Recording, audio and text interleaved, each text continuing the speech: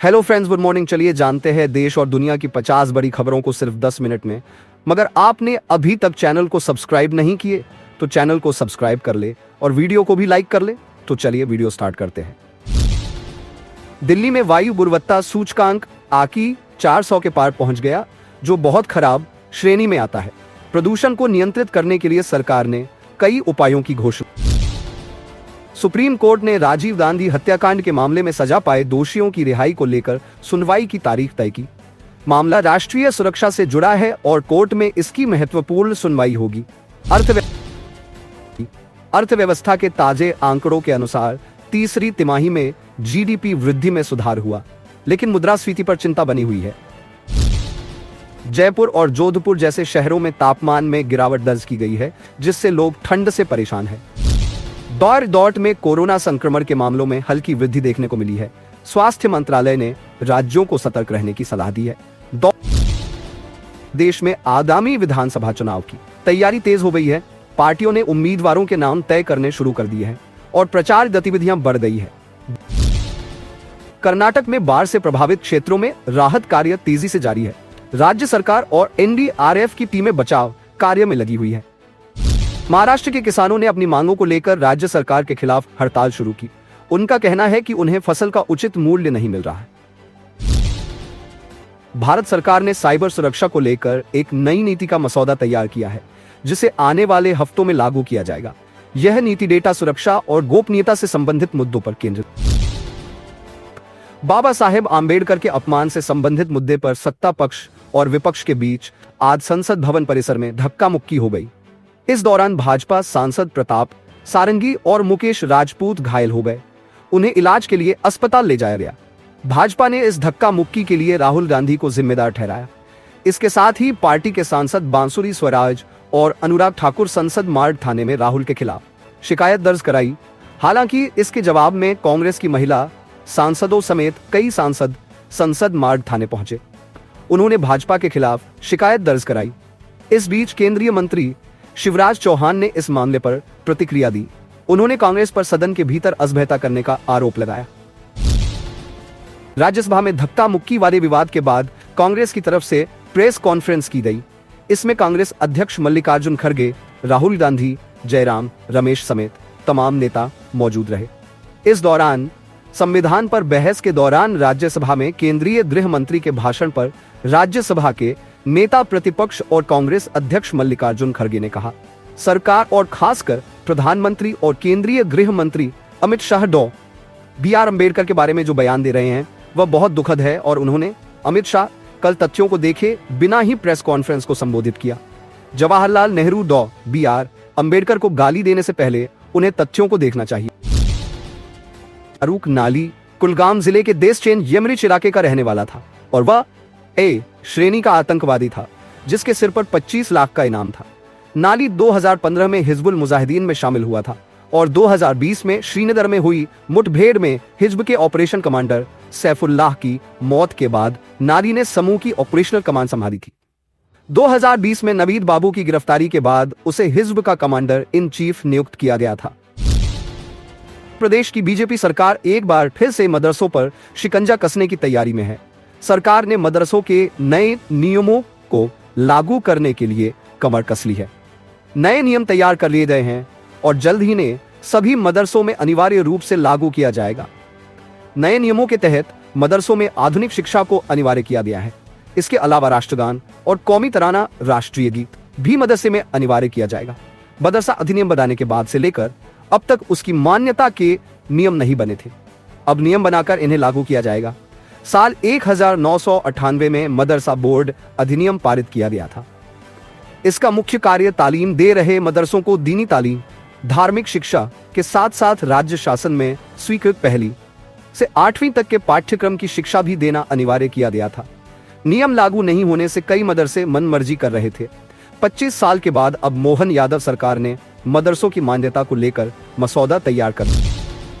भारत में 24 कैरेट सोने की कीमत 7,803 रुपए प्रति ग्राम है, जो 180 रुपए की गिरावट को दर्शाता है। वहीं 22 कैरेट सोने की कीमत 7,151.3 रुपए प्रति ग्राम है, जो 170 रुपए की गिरावट को दर्शाता है। पिछले सप्ताह 24 कैरेट सोने की कीमत में उतार चढ़ाव 2% दर्ज किया गया, जबकि पिछले महीने में यह परिवर्तन 1-2%। भाजपा सांसदों को कथित रूप से धक्का देकर गिराने का मामला तूर पकड़ता जा रहा है। अब अलवर से लोकसभा सांसद और पर्यावरण मंत्री भूपेंद्र यादव ने एक वीडियो शेयर कर राहुल गांधी पर निशाना साधा है। इस वीडियो में देखा जा सकता कि घायल भाजपा सांसद को घेरकर उनके सहयोगी खड़े हैं। तभी राहुल गांधी वहां आते हैं। वह घायल प्रताप सारंगी को देखते हैं और फिर वहां से चले जाते हैं। इस दौरान निशिकांत दुबे चिल्लाकर कहते हैं कि आपको शर्म नहीं आती, गुंडागर्दी करते हो, बूढ़े को गिरा दिया। भूपेंद्र यादव ने इस वीडियो के कैप्शन में लिखा, गांधी परिवार का अहंकार देखिए। बुजुर्ग भाजपा सांसद प्रताप सारंगी को घायल करने के लिए माफी मांगने की बजाय राहुल गांधी आरोप लगाकर चले गए। मोहब्बत की दुकान के लिए काफी है, कांग्रेस लोकतंत्र के लिए कलंक बनी हुई है। सुप्रीम कोर्ट में गुरुवार 19 दिसंबर को दिल्ली एनसीआर में बढ़ते प्रदूषण के मामले पर सुनवाई हुई। सुप्रीम कोर्ट ने इस दौरान प्रदूषण को कम करने के लिए उत्तर प्रदेश और हरियाणा में भी अगले आदेश तक पटाखों की बिक्री पर रोक लगा दी है। दिल्ली सरकार ने सुप्रीम कोर्ट में बताया कि राजधानी में पटाखों पर पूरे साल स्टॉक और बिक्री पर रोक लगा दी है। इस पर सुप्रीम कोर्ट ने कहा, इसका असर तभी पड़ेगा जब एनसीआर के दूसरे शहरों में भी ऐसी ही रोक हो, इसलिए यूपी और हरियाणा भी ऐसा करे। अब इस मामले में 15 जनवरी को अगली सुनवाई होगी। संसद में आज हुए धक्का कांड को लेकर कांग्रेस बीजेपी आमने सामने है। धक्का कांड को लेकर बीजेपी और कांग्रेस दोनों ने संसद मार्ग थाने में शिकायत दर्ज कराई है। इसी बीच लोकसभा में विपक्ष के नेता राहुल गांधी और कांग्रेस अध्यक्ष मल्लिकार्जुन खड़गे ने प्रेस कॉन्फ्रेंस की। इस दौरान राहुल गांधी ने कहा कि संसद में बीजेपी ने अडानी के मामले पर चर्चा को रोकने की कोशिश की। बीजेपी शुरू से इस पर डिस्ट्रैक्शन कर रही थी। इसके बाद गृह मंत्री का अंबेडकर को लेकर बयान आया। बीजेपी की सोच अंबेडकर विरोधी है। आज फिर बीजेपी ने नया डिस्ट्रैक्शन किया। हम आज संसद जा रहे थे, संसद की सीढ़ियों पर बीजेपी के सांसद डंडे लेकर खड़े थे और हमें अंदर नहीं जाने दे रहे थे। हम शांति से संसद जा रहे थे। उन्होंने कहा कि गृह मंत्री का इस्तीफा होना, साथ ही वह अंबेडकर के अपमान पर माफी भी मांगे। विपक्ष द्वारा उपराष्ट्रपति जगदीप धनखड़ को पद से हटाने की मांग को लेकर दिए गए अविश्वास प्रस्ताव के नोटिस को खारिज कर दिया गया है। सूत्रों ने बताया कि राज्यसभा महासचिव पीसी मोदी द्वारा सदन में पेश किए गए अपने फैसले में उपसभापति ने कहा कि महाभियोग नोटिस देश की संवैधानिक संस्थाओं को बदनाम करने और मौजूदा उपराष्ट्रपति को बदनाम करने की साजिश का हिस्सा है। बता दें कि राज्यसभा में सभापति जगदीप धनखड़ के खिलाफ विपक्ष ने अविश्वास प्रस्ताव का नोटिस दिया था। विपक्षी दलों ने धनखड़ के खिलाफ अविश्वास प्रस्ताव पेश करने के लिए अनुच्छेद 67B के तहत नोटिस दिया था। ये नोटिस राज्यसभा महासचिव पीसी मोदी को सौंपा गया था। राज्यसभा के सभापति को पद से हटाने के लिए अविश्वास प्रस्ताव लाने के लिए कम से कम 14 दिन पहले नोटिस दिया जाना जरूरी होता है, जबकि संसद का शीतकालीन सत्र 20 दिसंबर यानी कल समाप्त हो रहा है। दरअसल विपक्ष ने धनखड़ पर सदन में पक्षपातपूर्ण बर्ताव करने का आरोप लगाया था। साथ ही इस नोटिस पर विपक्ष की तरफ से 60 सांसदों ने हस्ताक्षर किए थे। केंद्रीय मंत्री जितेंद्र सिंह ने गुरुवार को कहा कि अनुसूचित जाति एससी, अनुसूचित जनजाति एसटी और अन्य पिछड़ा वर्ग ओबीसी के उम्मीदवारों के लिए रिजर्व 4 लाख से ज्यादा बैकलॉग वैकेंसियों को साल 2016 से भरा गया है। उन्होंने ये बातें राज्यसभा में एक लिखित उत्तर में कही है। उन्होंने अपने उत्तर में कहा, बैकलॉग रिजर्व्ड वैकेंसी समेत वैकेंसियों को भरने की प्रक्रिया लगातार जारी है। कार्मिक राज्य मंत्री सिंह ने कहा कि केंद्र सरकार के सभी मंत्रालयों विभागों को निर्देश दिए गए हैं कि वे बैकलॉग आरक्षित वैकेंसियों की पहचान के लिए एक आंतरिक समिति का गठन करें, ऐसी वैकेंसियों के मूल कारणों का अध्ययन करें, ऐसी रिक्तियों को भरने वाले कारकों को हटाने के लिए कदम उठाए और इन विशेष वैकेंसियों को स्पेशल भर्ती ड्राइव के जरिए।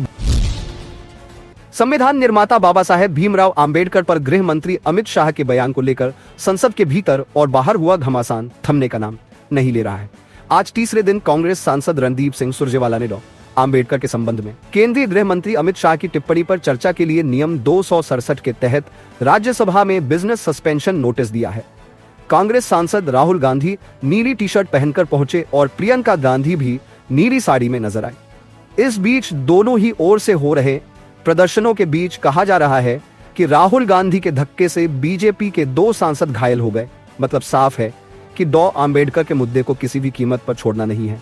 सवाल उठता है कि संसद में देश के पहले प्रधानमंत्री जवाहरलाल नेहरू के बारे में इतना कुछ कहा गया, पर कांग्रेस को उनके अपमान की परवाह नहीं है। राष्ट्रपिता महात्मा गांधी पर भी चर्चाओं का बाजार गर्म रहता है। जिसके मन में जो आता है राष्ट्रपिता के लिए वो बोल देता है। कांग्रेस नेता राहुल गांधी जब जी चाहे वीर सावरकर के बारे में जो मन में आता है वो। सभी खबरों में आपको कौन सी खबरें अच्छी लगी है हमें कमेंट करके जरूर बताएं। फिर मिलते हैं अगली बड़ी खबर के साथ। तब तक के लिए जय हिंद।